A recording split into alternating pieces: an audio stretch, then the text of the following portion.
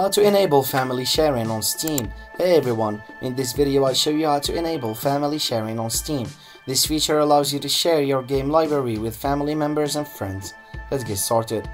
First, launch the Steam client on your computer and log into your account. In the top left corner of the Steam window, click on Steam and select Settings from the drop-down menu. In the Settings window, look for the Family tab on the left side. Click on it to access family sharing options. Under Family Sharing, check the box that says Authorize Library Sharing on this computer. This allows your library to be shared with accounts on this device. Next, click on Manage Family Sharing Settings, and here you can see the accounts that are eligible to access your library. Select the accounts you want to share your library with and click OK. For family members or friends to access your library, they'll need to log into their Steam account on the same computer. Once logged in, they can see your shared games in their library. Now, your family members can download and play the games from your library, but keep in mind that only one user can access a game at a time.